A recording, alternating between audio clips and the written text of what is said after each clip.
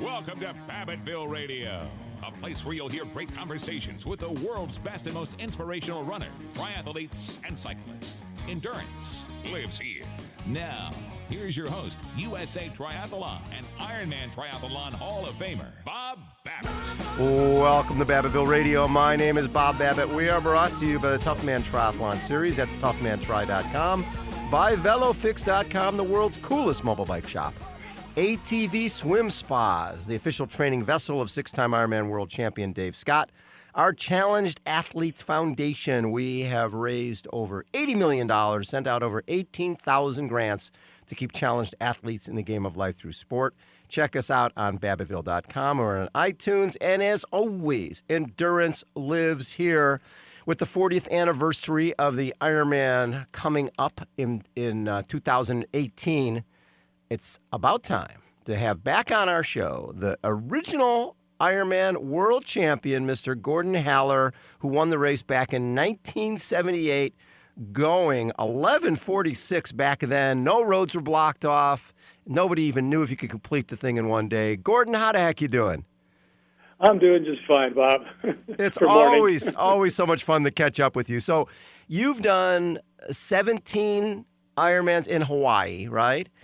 Yep. And Japan, Canada, Lanzarote, and then the 3 iron distance races over on Maui. So you've done 17, and then you're coming back for the 40th anniversary. Will that be your 18th? That would be my 18th there, yeah, 24th overall. Wow, 24th overall. That is amazing. So take me back. Growing up, were you a runner, a swimmer? What was your background? Running was my main thing. I always wanted to be the fastest kid in my class. In the second grade, we missed a recess, and the teacher made up for it by letting us run around the school once. I got second behind a little girl, so that kind of got my fires going, and I was the fastest kid in the class into high school, and everybody started shaving, and I wasn't yet. So did you run cross country and track through high school and college? Yes, no, I didn't run my freshman and sophomore years. My brother did. He's a year younger, and of course that was a competitive thing. So I went out my junior year, and I was third man on the team, and he was fourth. Then my senior year, same, third and fourth. And then college, I ran 3 of the 4 years because I was really sick the summer between my freshman and sophomore years, and wasn't well enough by fall to actually run. I was the manager for the cross-country team. My brother was on that team again, and I tried to work out with him, and I'd run a lap, and then I'd just cough, and then I couldn't. What'd you have? Well, for the summer of '69, I had just a ton of things. I had strep throat, tonsillitis, mono, hepatitis, a trench mouth, some kind of what? How'd you get all that? Thing. Oh, there's a ton of things. I couldn't. My legs were paralyzed for a while, so I just wasn't in very good health. Well, how did when you're talking about that list of what you were dealing with, how did the doctors figure out what was going on? Well, the strep throat was pretty easy. Yeah. And then I got tonsillitis because apparently I'd had tonsillitis the summer before, because right after track season I tried to run some summer meets and just didn't have it, but I didn't recognize, I thought I was just tired and didn't worry about it. And then after my senior year in high school, it was even worse. So by the time I got to after my freshman year in college, it was pretty bad. Wow. So I was 19 when I had my tonsils out. Kind of old for that. So you're dealing with all that, and then you were able to run again, what, your sophomore, junior year? Yeah, I ran track my sophomore year, and actually ended up with the fastest mile on the team by the end of the season. At the start of the season, I was sucking swamp water behind everybody, but it was a good finish. My brother was second. Yeah. Fastest so that sounds like 1 second. Sounds like that battle between you and your brother, you being one spot in front of him, was pretty important. Well, yeah, I remember this one time, the one time the coach videotaped the entire track meet. Yeah, and so we were running the 2 mile, and the other team didn't have any really good runners, so it was just the 2 of us racing. I led the first 5 laps, and then he decided I was going too slow, so he passed me, and I followed him for a lap. And I thought, well, I can't let him do that, so I passed him, and put on this. I just started my kick 600 yards out and figured I'd blow him away. Well, when I crossed the finish line, I turned around. He's like 1 second behind me. Oh my God! And you've got that on tape. Yep. Well, I don't have it now. I don't know whatever the coach did it. But when we were watching it in track practice afterwards, everybody got really bored, especially the sprinters, because they're used to 10 seconds and they're done. Right. Yeah, so they have to watch this we're full out mile. there for 11, 10 minutes, God. What was your PR? What were some of your PRs when you talk about, the mile, 5K, 10K, that type of thing? Well, after I got out of college is when I did all my PRs. Right. I ran a 4:20.5 mile, trying to get 4:20, just couldn't quite do it. And I ran, my best 5K was 14:48. Wow. On the track. My best 10K was on the track. I'm not sure what it was. It was like 31:0 something. But on the road, it was more like 30:35. Wow. Okay, so you had some real wheels. Oh, yeah, the marathon at 2:27. Yes. And so all of this is long before you even could spell the word triathlon. That's true. When did you first hear about this? And you went to college where? Was this back east? No, it was in Oregon where I grew up. A small Okay. college called Pacific University up in near Portland. Yeah. And so out of college, is that when you moved over to Hawaii? Yeah, I won the draft lottery in 1969 and had to enlist in the military. And then I went to OCS in Rhode Island and got my commission as an ensign. I was stationed at St. Pat Fleet, Pearl Harbor. Ah, okay, so that brought you to Hawaii. Yeah, although my roommate and I from college had planned to go to Hawaii after we graduated anyway. Well, he won the draft lottery also, went to OCS with me, went to boot camp together before that, and we both got stationed in Hawaii. So we made it anyway, whether we wanted to or not, the way we did it. So this is what year? That was 1972 Okay. when we actually got to Hawaii. In fact, I arrived on Friday the 13th of October, which was the Navy's birthday, too. Nice. So you're over there in Hawaii, and when did you start driving a cab when you got out of the service, or were you doing that while you were in the service? It was after, well, I was still in the reserves. Gotcha. What I did was I got transferred to Long Beach in 74, Mm-hmm. and then spent a year on active duty there at Mine Squadron 5. Yep. And then I had to decide whether I wanted to augment and go regular Navy or go to the reserves. And so I basically quit the Navy and went in and I didn't even go to the reserves. I owed them 1 year, but I didn't have to actually drill or anything. Right. But about 6 months into it, I was working in real estate and some other, and working in the fitness centers and basically bumming it. And I went back to Hawaii to run the Around the Island relay on Oahu with my old team. The perimeter relay, yeah. Yeah, perimeter relay, yeah. And they had a hurricane and postponed. They actually started the race, and a couple hours in, it got so bad they went out and picked everybody up, and we had to start the race over 2 weeks later. Well, that was after my plane ticket had expired, past my time to go back to Long Beach. So I just cashed my ticket in and stayed for 3 more years, and that's when I started driving a taxi. So you're driving a taxi, and being a workout guy, I'm assuming that you would do a fare, do a workout, do a fare, do a workout. How did you balance because we look at that as training nowadays, but that was your lifestyle, right? It was my lifestyle. I didn't have a car, so my taxi was my car, but I got to work by running or riding my bike to the taxi company stand, whatever it was, Sure. garage.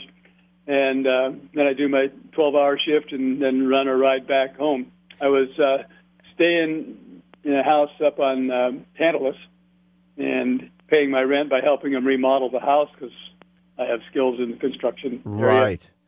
My family did that. That's how I grew up.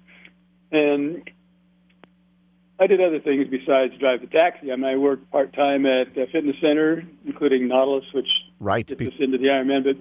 But that's how I paid for my membership, was being a part-time employee there, so I could work out all I wanted to. I get off. I worked at night with a taxi, so I would get off shift at 6 in the morning, and then I'd go over to one of the fitness centers and work out for a couple hours, and then go home and go to get a few hours nap. Now, you weren't like the rest of us who went out and got some bike at a flea market or a garage sale. You had a pretty high-quality bike. Well, here's the story on the bikes of the first race. Yeah. I bought a bike in November of '72 when I first got to Hawaii, and it was a decent bike. It wasn't a racing bike. It was, but it was more than just a tootle around beachcomber bike. It was a Raleigh. Right. I'd had one before in college, and it worked fine. I wasn't planning on racing 112 miles or anything with it, but I did put a lot of miles on it. I was putting 4,000 or 5,000 miles a year on it. But that's my transportation too. It wasn't just working out. And for the race, Hank Grimman, Valerie Silk's ex-husband, got me. He rented a really nice racing bike from a kid at the McCully Bike Shop, and I can't remember the kid's name. But I remember where I got it, and I could probably trace him down somehow. McCully might have a record of that. But it was a really nice bike, but it had the straight block gearing, didn't have anything for climbing hills. So I took my bike along with me in my team van, and when we got to the point in Haleiwa where we had to go ride over the top of the island, I switched to my bike. Oh, so that's right. There really weren't any rules like that. You had a crew with you, so you could bring a spare bike. Sure. Yeah, we had all kinds of cool stuff. I had food to hand me. I had a photographer and a cook and a masseuse and, everything. My team manager was really good. He was a former modern pentathlete. And his name was Steve Epperly.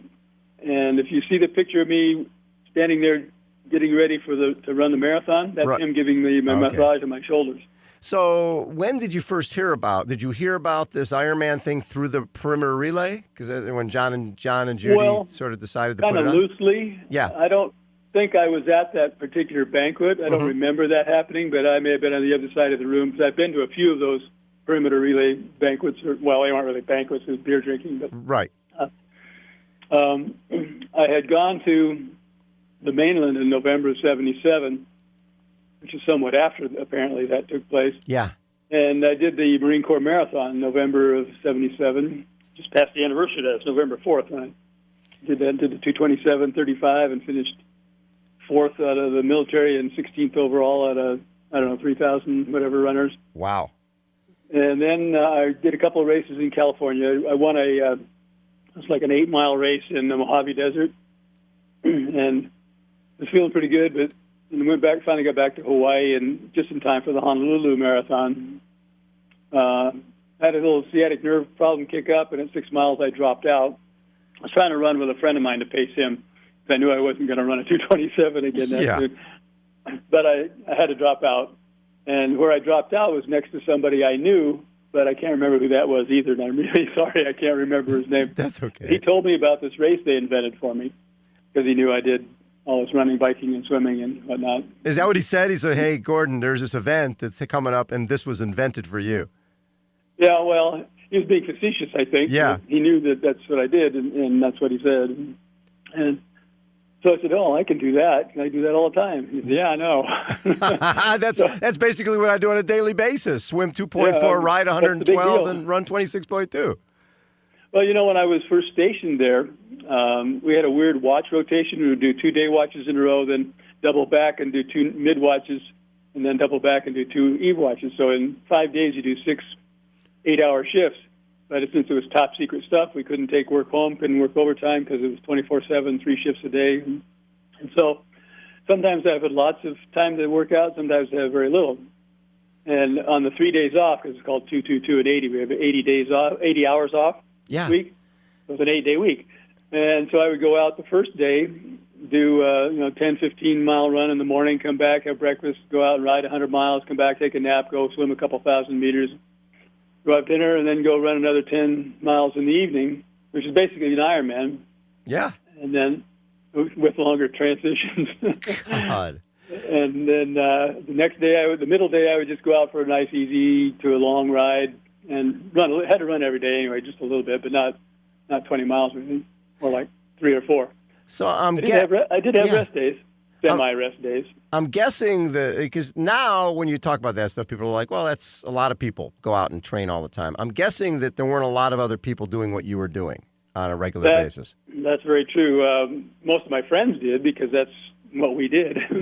I had a lot of friends who were high school runners. Yeah. Most of the top runners in the state at the time were people I ran with. Some of them were on our Tantalus marathon relay team. One in particular, Vernon Matsukawa.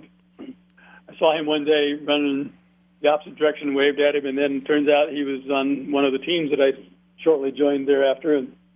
And so we started training together for those 2 years I was there with the Navy originally, and then a couple of years after that. Then he went off to, in between, he went off to college at let's see, where did he go? UCLA. Okay. And that was the same time I got transferred to Long Beach, so we trained there together too. So when they first announced, not announced, but you sign up for this thing, and it's not like you can go online and sign up for something. You sort of have to find John Collins, bring him cash or whatever. I think it was, what was the entry fee, like $10 or $5 or something? $5. $5. So you pay your $5. You bring. We got a refund on it too because we didn't use the whole $5. Oh, so it ended up being about $2 or $3.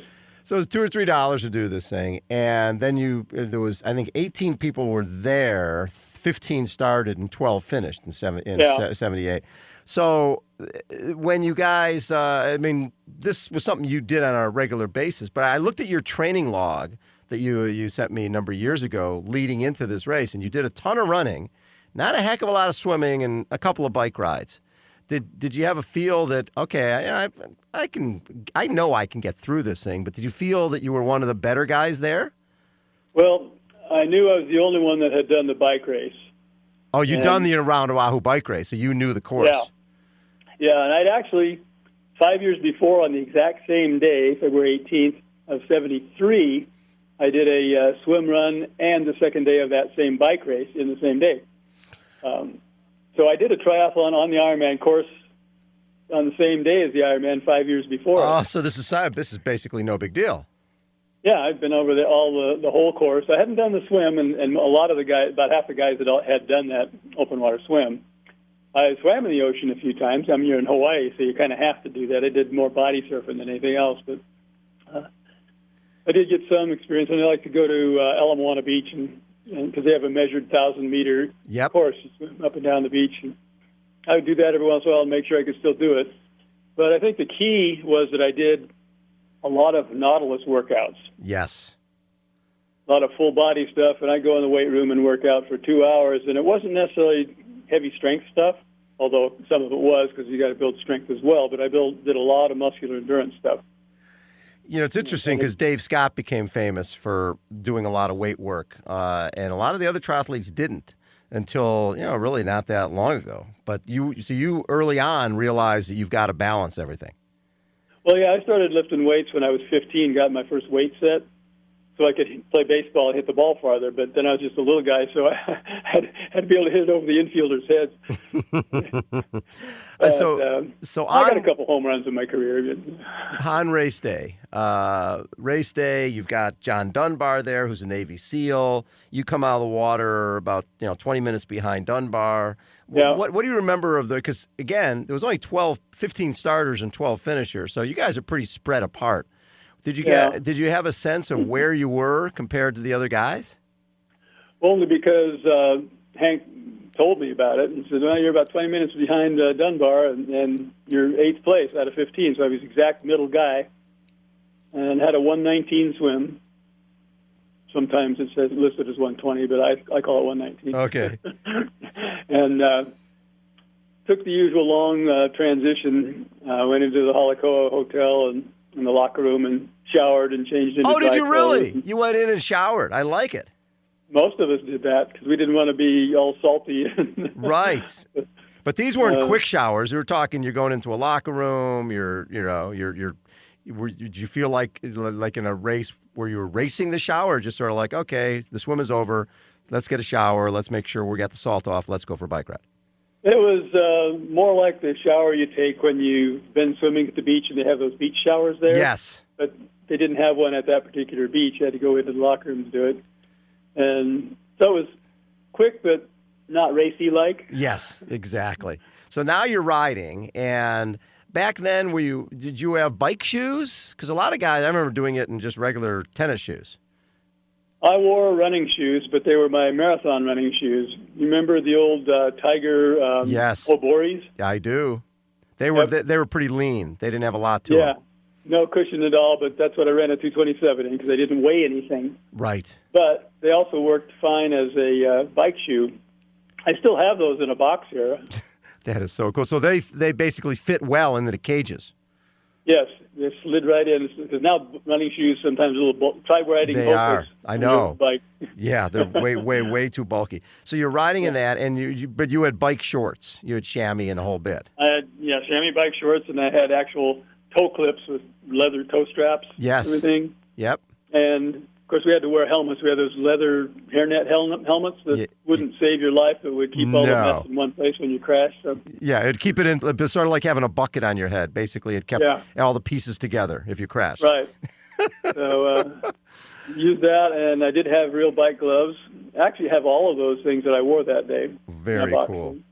So you end up riding, we're talking a 656 bike ride with no roads blocked off. Right.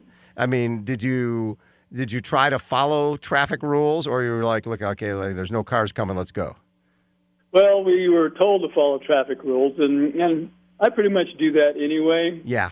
But, if there's nobody around on the North Shore, and right. And there really weren't that many places to stop. The little towns, you go right through, and nothing there. So, I mean, there is now, I guess. Right. So, food-wise, what did you eat during that race? Bananas, orange slices, chocolate chip cookies. Nice. And I had, we had ERG. Yes. Remember that? Bill Gookin. Yep. And, I knew Bill. Of course, you probably knew him, too. Oh, yeah. And I met him when I was stationed in Long Beach. And, my secret weapon was a product called body ammo. I remember that. What exactly was body ammo? Well, they had a couple of different products, and the one I used was for protein sparing. So you take amino acids in these tablets so that your body doesn't eat up the protein in your muscles when you get to a long way into it and you run out of fats and carbohydrates. So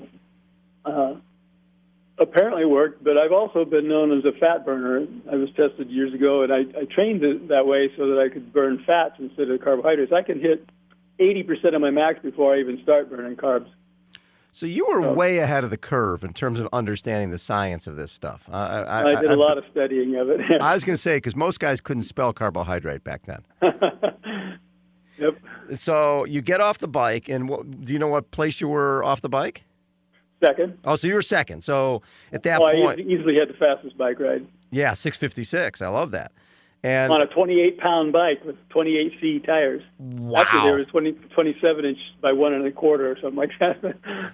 So how did you just rotate the bikes like once or twice? How often did you switch bikes out? I just changed the one time for climbing over the top of the mountain. Well, so at Holly I switched to my bike because it had the gears to get me up the mountain. Plus, it was heavier, so I could fly faster down the mountain. Right. And then coming into the finish, once you get those steel wheels going, yep, your momentum carries you pretty well. And although when I came into the Aloha Tower, I went around that last corner and it rained a little bit, and my back tire slipped, and I almost killed myself coming into the finish. So now, and we're not talking for people who race nowadays and they're thinking about these big transition areas. This is basically a parking lot at Aloha Tower. I jumped in the fountain at the tower there to clean the sweat off and dried off, put my running shorts on, and did an interview while Steve massaged my shoulders. So you see that picture, I'm holding a can of Coke and drinking it, and just off to the left of the picture, I'm facing a newspaper guy interviewing me for the story. During the race? Yeah. Nice. Yeah, so it's not like you're racing, but at the same time, people are understanding you sort of want to fuel up, you want to get, you got to take advantage of that transition time. Yep, casual racing. Casual racing. So knowing that you're a 227 marathoner and you're, 12 minutes back or something like that at the end of the bike? I was 12 minutes behind, and my PR was 12 minutes better than John's. Right. So you knew it could be a tight one. Yep. And the hard part about running through Waikiki, you really can't see anything, right? You don't see It's not like nowadays when you're on the Queen Highway and there's a helicopter and a whole bit. When was your team, your crew giving you some reports on where he was and that you were eating into his lead? Not really. First I knew about it, I was about 12 miles in before they had spotted him. I caught him at 15, but I got a cramp in my hamstring, so I had to stop and get a massage, and then I caught him again at 18, and then I had to go to the bathroom, so I stopped. There happened to be a porta-john there, and I stopped. And then I caught him again at 20, and got another cramp.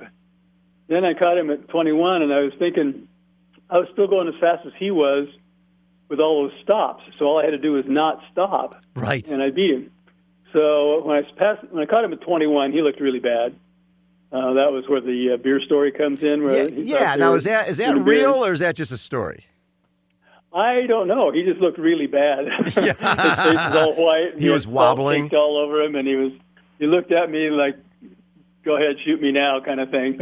And I was starting to feel really good at that point. Yeah. And, I had a couple guys join with me and run the last 5 miles. Gordon Dugan, and I can't remember the other guy, but one of them carried a water bottle with water in it, and the other one carried a bottle of defizzed Coke. Yep. But it was so cold. I don't like warm defizzed Coke. Yeah. So whenever I needed a drink, they'd hand it to me, but I ran unencumbered, basically, and I just hammered the last 5 miles, 5.2. I did it in 30 minutes. Yeah, last 5.2 of 30 minutes. So, I mean, you go 11:46, he goes 12:20. Obviously, you've got this thing. I always tell the story that, you figure you're coming to the finish of this amazing event. There's going to be cheerleaders, there's going to be bands. When you come across after winning the first Ironman in Capilani Park, is anybody there? Yeah, there was a couple guys sitting in lawn chairs, and one guy says, "Are you in the race?" And I said, "Yeah." And he says, "Well, you're done." That's exactly what the guy said to me at 80. Yeah, hey, you're done. Of course, mine was I was pitch black when I was. Now, did you finish in daylight or was it dark? No, it was dark because it was almost 12 hours. Right. And we didn't start right at 7. I can't remember what time we started. I think it started. I think he started. And it was in February, so the days were a little bit shorter. Right. So not much because Hawaii is down on the tropic line, so it stays pretty much the same all year round. But you win this Ironman thing, which now is 45 full Ironmans. The company sells for $900 million. There's media everywhere. When you finish this thing, did your life change at all? Not really. It was just another race in Hawaii. I was runner of the year 3 times there, and co-runner once.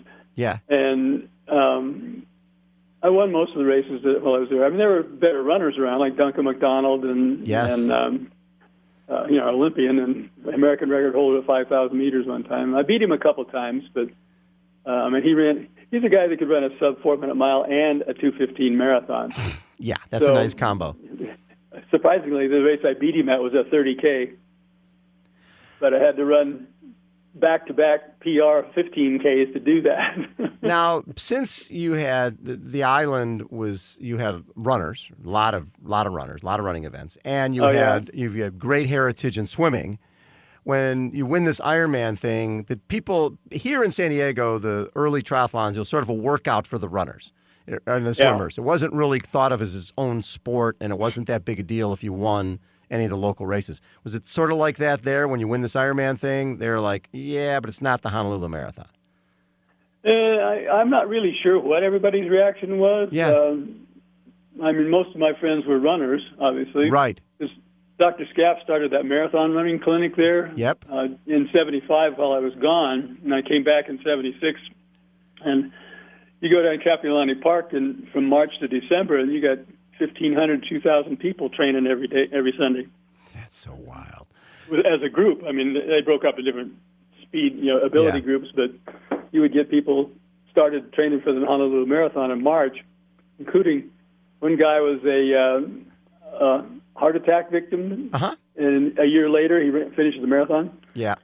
So, Scaff was a cardiologist, so he knew what he was doing.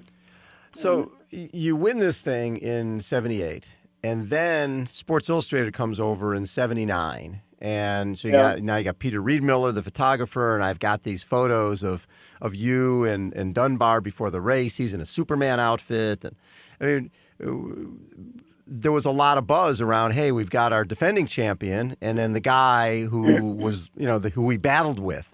So it was sort of like this rivalry between the two of you. Not rivalry, but it was sort of like it was set up. It was Dunbar against Haller. Did you feel that going into that 79 race? Yes and no. I mean, John and I were friends and friendly rivalry kind of thing. Yeah. I mean, we wanted to beat each other, of course. Of course. I kind of screwed up on that. I overtrained on some stuff, and I did a 33-mile run a week before that, running over the Poly and back. And a 33-mile run the week before. Yeah, I knew I was fit, and so it wasn't hard. I mean, it was, I was only 29 years old, so right. Yeah. But I got a sinus infection, and that kind of weakened me a little bit. I still had the fastest run in that year in the Ironman, but you ran 3:43. So well, I ran 3:28. Did you really? Yeah, well, I ran 3:27, 3:28, and 3:30, or 3:28 twice.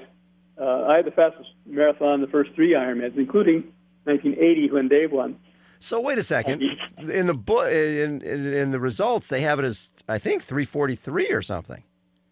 That might have been somebody else because I know I was under 3:30. Oh, years. wow! Yeah, because I know that you were 3:30 that first year, or 3:29. But the one thing that hit me was 79, and unless I'm looking at the wrong numbers, did you swim about 20 minutes slower, and was that from the sinus infection? Well, that, and there was 6-foot swells and 40-knot winds, and I'm not a swimmer. Right, that's a good point. My paddler got blown out to sea. And, oh, my I was God. swimming blind, too, and another swimmer came along, and his paddler guided both of us in. And when I came out of the water at 1:52 or something like that. Yes, 1:51:59, yeah. So I was 34 minutes slower. And Hank asked me if I want to quit. And I said, are you kidding? The hard part's over. I just have to ride 112 miles and swim and run a marathon. So I was still the eighth guy out of the water out of 15. Well, and your bike ride was still, obviously didn't take that much out of you because you still rode 6:57. You rode about the same as you rode the year before. Yeah, unfortunately, Lynn Lemaire is a really fast cyclist, and so is Tom Warren. Right. Yeah. So that was the year Sports Illustrated does the article, and you were still part of that because you were the defending champion. Yeah. Did that change things in terms of awareness for you and awareness for the sport? Well, a lot of my friends started seeing things like that. People who didn't live in Hawaii and didn't know what I'd been up to. In fact, my sister-in-law thought that she should show the article to my future wife because they worked together. Yeah. And so she shows the article to Beth, and Beth reads the article and says, who is this guy? I think he's a jerk. I don't want to know him. Really? Yeah. So then I met her one day, running, as a matter of fact, and we had a 10K road race in my hometown, and it went by my brother's house. So a bunch of teachers asked him if he would show them the course, and he said sure. But he and I had just been involved in a construction accident, and my calf was crushed when the garage collapsed on me. Oh, my God. And so I was just 3 weeks away from that and just barely starting to walk around because my calf was still bruised and my toe was stuck pointed. So I was trying to stretch it out. So I was riding and swimming to try and loosen it up. So I started to run that day. He told me they were all pretty slow, and I thought, okay, I can jog along and suffer with them. And turned out I felt better than I thought I would, and she was faster than everybody else, so we ran off and left everybody. And then we ran the next week, just the two of us, and then they had the 10K, which I can't believe I actually finished third and ran a 33 after that. But then I didn't see her for a month or so, and I was watching a friend run in the Portland Marathon, and I saw her across the street, so I waved at her, and she came over, and I asked her out. So that's so cool. Things changed. So your calf was crushed. That was after the 79 race. Yeah, it was September 11th, actually, of 79 my when God. it got crushed. So after you win in 78, how long was it before you were back driving a taxi? I didn't go back to driving a taxi. What I did was I used to compete in the military pentathlon every summer. Yeah. I drove the taxi up until that in '78. Well, I guess I did drive a little bit after that. Now I think about it. So it was June of '78. I went back to CIOR in Fort Meade, Maryland, and when I came back, I didn't drive the taxi anymore. So you obviously you kept doing the Ironman, done 17 of them. How has the event? I mean, I always tell people, the event's different, but still, what connects everybody is if you're Gordon Haller, who's won the race before, or if you're somebody who's doing it for the first time, nobody really knows if they're going to get to that finish line, right? There's still that adventure aspect of it. When you look at where the Ironman was and where it is it still attractive? Is it still something that you're proud to be involved with? Yes and no. I'm really proud of the growth it's done and the fact that I was one of the people who started the thing. Yep. But some of the things that they've done over the years, maybe not so much now, but some of the early World Triathlon Corporation stuff they did, wasn't really happy with. Right. Although I'm Facebook friends with most of the people that, presidents of WTC, the ex-guys like Lou Friedland. And, good. And what's that guy after him? Ben Furtick. That was Ben Furtick, yeah. And then they're now... Furtick hated us because we were suing him for the ownership, but he let us volunteer at the finish line. See, that part I never understood, that whole thing. And I remember, I think John was worried about getting sued because there was an attorney there that first year in 1978, and he decided, listen, I'm just going to have everybody here as a partner in this thing because I don't want to get sued. You can't... Yeah. And so that was sort of where a lot of that started, right? Well, yeah. We formed the Ironman Triathlon Association with all the original people, and then the people in '79 also were members of that. Yeah. So John's father was a lawyer. Oh, Dunbar. Yeah. Yeah. So, and of course, we didn't really have any reason to worry about getting sued by the people because we're all friends. Right. Knew each other. So, but just in case. But then when the ownership was given to Valerie and then HTC, we were kind of okay because Valerie was a friend of ours as well. Sure. And she grew it, and she did a great job growing the race. And she was always sent out a personal letter before and after, inviting us and then thanking us for coming and all that stuff. And I got nothing but praise for Valerie. She was wonderful. Actually, she came this year to Kona. I saw the pictures, yeah. It was I watched your show. Oh, thanks. So we try to follow most of the races, at least the ones we have friends doing. And, of course, Kona, we've got to watch whether we have friends in it or not. Of course. So, great having Ironman live. How have you changed in the way you train based on aging? Because you're how old now? 67. And you've always been ahead of the curve when it comes to, like I said, in terms of nutrition, in terms of science of training. How have you adapted to being 67? Probably not as well as I should. I still try to overdo it, I guess. But I'm smart enough to I hired a coach. Oh, that's a good move. He's done over 300 triathlons, and I think he's done maybe 12, 13 Ironman. Nice. And I've got a swim coach separate from that. And so 2 days a week I swim with her. She's a professional triathlete. Her name is Erin Dolan. She lives right here in Northwest Arkansas. Uh-huh. She's in the top 10 American women in the professional triathlons. And so she kicks my butt a lot in the swimming pool. I'm getting a little bit faster, but I haven't gotten much more endurance. I need to start switching to some long stuff. Well, I keep track of all my workouts still in the same training log. Wow. So you've got your training log going back to the 70s. Back to 1969. Oh, my God. That is so cool. May of 1969. Very cool. Unfortunately, as you recall, 69 was the year I was sick, so I have like a week's worth of entries, and then I have like 3 months that says sick. So it's kind of a dubious start.